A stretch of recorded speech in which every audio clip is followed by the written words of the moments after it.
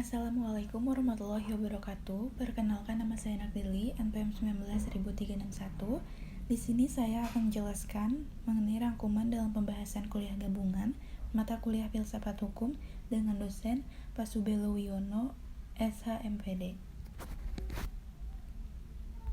Video ini diajukan untuk memenuhi salah satu tugas mata kuliah Filsafat Hukum dengan dosen pengampu Muhammad Alfi Pratama, SPhil, MPhil. Kuliah gabungan dengan judul Basis Filsafat Islam bagi Pengembangan Budi Pekerti Luhur pada Pendidikan Hukum di Era Digital oleh Dr. Subelo Wiono, SH.MPD. Berangkat dari filsafat dan teori hukum, menjelaskan mengenai kaidah, yaitu kenyataan atau salah satu realitas yang ada pada manusia sebagai makhluk untuk memenuhi kaidah tersebut.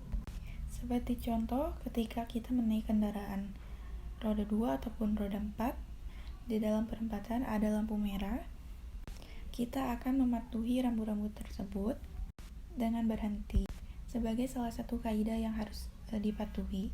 Lanjut kepada filsafat Islam. Filsafat Islam adalah filsafat yang paling banyak digunakan.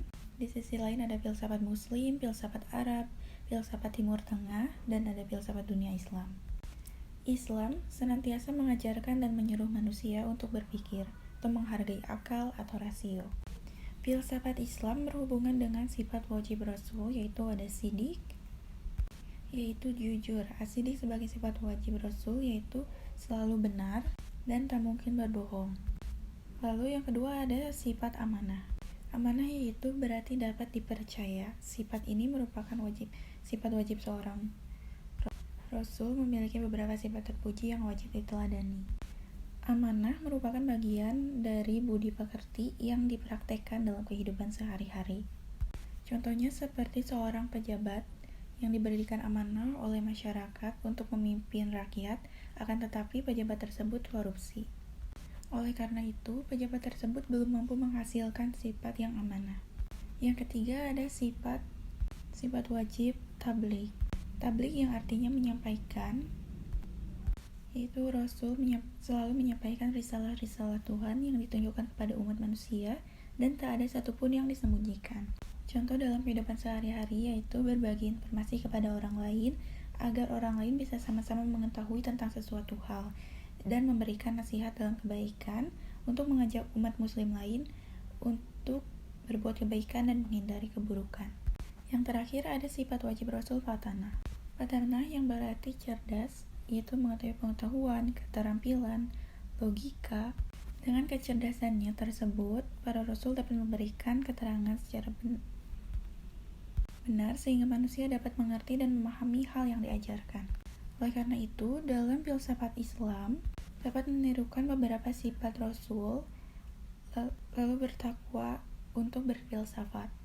Filsafat dalam Islam yaitu menerima. Filsafat mengokohkan kebenaran sekaligus menghapus keraguan. Filsafat dianggap dapat membawa kepada kebenaran, maka Islam mengakui bahwa selain kebenaran hakiki, masih ada lagi kebenaran yang tidak bersifat absolut, yaitu kebenaran yang dicapai sebagai hasil usaha akal budi manusia. Akal adalah anugerah dari Allah SWT kepada manusia. Maka sewajarnya kalau akal mampu pula mencapai kebenaran, kendati pun kebenaran yang dicapainya itu hanyalah dalam taraf yang relatif. Oleh sebab itu, kalau kebenaran yang relatif itu tidak bertentangan dengan ajaran Islam atau Al-Quran dan Hadis dalam hal ini, maka kebenaran itu dapat saja digunakan dalam kehidupan ini. Adapun mengenai kedudukan filsafat dalam Islam, filsafat cukup mendapat tempat yang sangat penting dalam Islam dengan beberapa kenyataan, yaitu dalam sejarah Islam munculnya filsuf Muslim yang terkenal seperti Al-Farabi, Ibnu Sina, Ibnu Rushd, Al-Ghazali, dan lain-lain.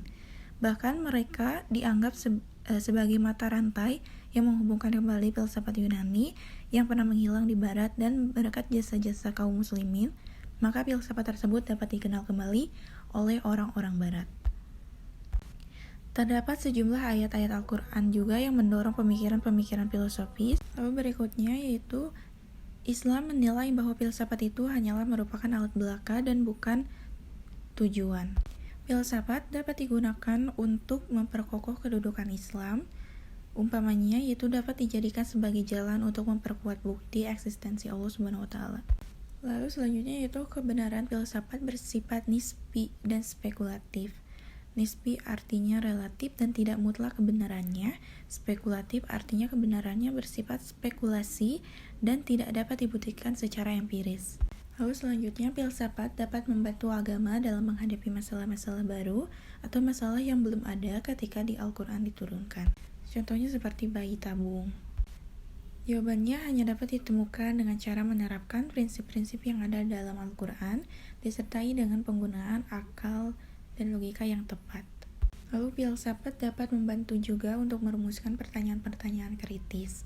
Melalui metode berpikir filsafat yang kritis, analitis, dan sistematis itu yang banyak digunakan para ulama, muncul disiplin-disiplin ilmu baru yang banyak membutuhkan penggunaan akal, walau tetap tidak terlepas dari wahyu Allah.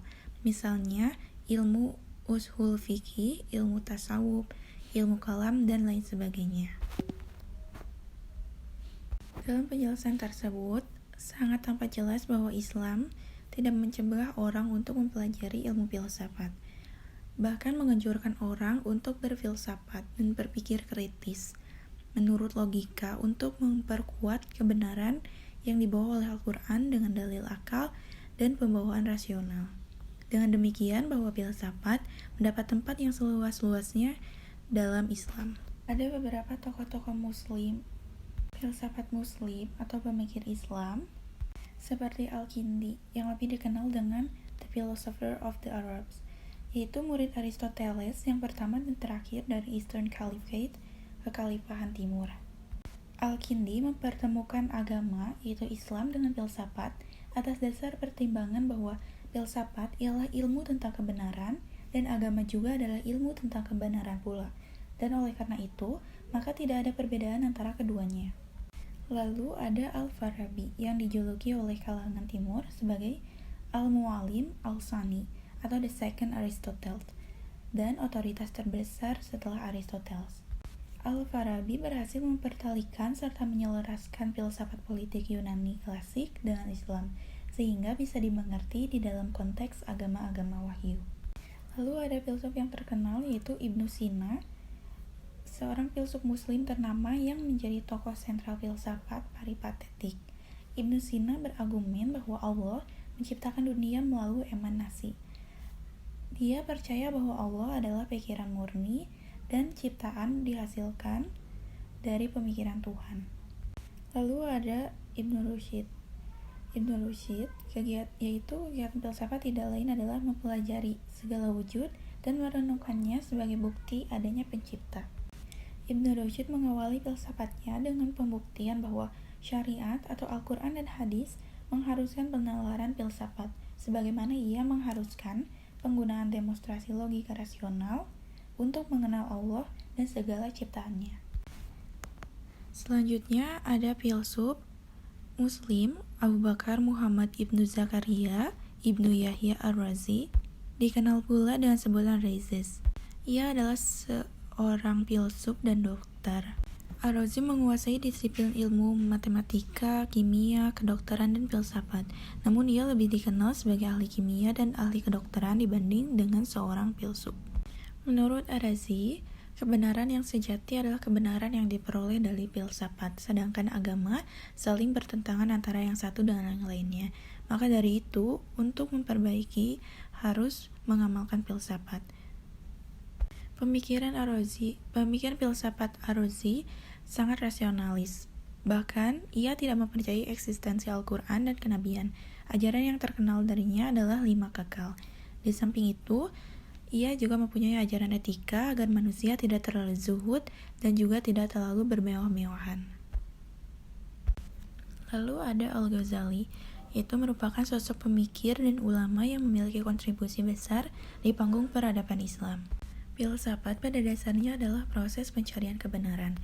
Adapun kebenaran yang dicari Al-Ghazali adalah suatu kebenaran sejati, yaitu kebenaran yang diyakini betul-betul merupakan kebenaran. Ia memandang pengetahuan merupakan hal-hal yang bisa ditangkap oleh panca indera, tetapi dia berpendapat pula bahwa panca indera memiliki kekurangan. Karena ketidakpercayaan pada panca indera, ia meletakkan kepercayaan pada akal, tetapi akal juga tidak bisa dipercaya. Karena dia melihat bahwa aliran-aliran yang menggunakan akal sebagai sumber pengetahuan ternyata tidak menghasilkan pemandangan yang bertentangan yang sulit diselesaikan oleh akal. Al-Ghazali adalah tokoh yang fenomenal sekaligus memiliki keunikan tersendiri dibanding dengan filsuf lain. Al-Ghazali merupakan sosok yang mendalami filsafat sekaligus mengkritik filsafat. Lalu selanjutnya ada Ibnu Bajjah, yaitu seorang filsuf yang ahli menyandarkan ilmunya pada teori dan praktik ilmu-ilmu matematika, astronomi, musik, ilmu pengobatan, dan studi-studi spekulatif seperti logika, filsafat alam, dan metafisika. Ibnu Bajjah menyandarkan filsafat dan logikanya pada karya-karya Al-Farabi, yakni mendasarkan pada realitas adalah wajar.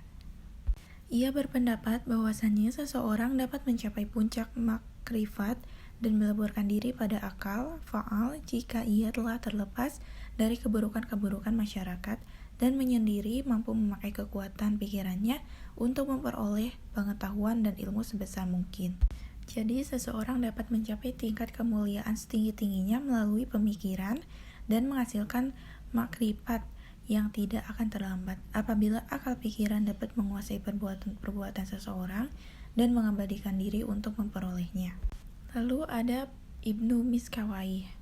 Ia mendalami begitu banyak bidang seperti sejarah, psikologi, hingga kimia. Menurut Miskawayh, konsepsi Aristoteles tentang pencipta sebagai penggerak yang tak digerakkan merupakan argumen yang mantap untuk membuktikan keberadaan Tuhan dan sudah semestinya diterima oleh kalangan agamawan. Menurutnya bahwa tiada jalan rasional untuk memahami Tuhan. Kita harus mengikuti seluruh petunjuk agama dan pandangan-pandangan umum komunitas religius yang ada. Pernyataan tersebut merupakan upaya penyelarasan pandangan filosofis dan agama sosial sebagai dasar-dasar pengetahuan dunia. Ibnu Tufail menggambarkan bahwa filsafat atau akal dapat berkembang sendiri tanpa harus bergantung pada masyarakat yang telah maju. Dengan filsafat, manusia dapat mengenal Tuhan. Ibnu Tufail mengakui juga bahwa agama lebih praktis untuk menuntun secara langsung keselamatan manusia dalam hidupnya. Filsafat dapat dipakai untuk makrifat kepada Tuhan. Namun, untuk amal kehidupan manusia, filsafat dinilai terlalu ideal dan teoritis. Kesimpulan dari kuliah gabungan tersebut ini yaitu: satu, penamaan dari filsafat Islam yang banyak menimbulkan kritik. Kedua, makna iqra yang berelevansi atau berhubungan erat dengan sifat Rasul. Yang ketiga, tokoh-tokoh dalam filsafat Islam yang menjadi sentra utama dalam berfilsafat. Sekian rangkuman pembahasan yang dapat saya sampaikan. Mohon maaf apabila ada kesalahan dalam penyampaian. Wabillahi taufiq wal hidayah. Wassalamualaikum warahmatullahi wabarakatuh.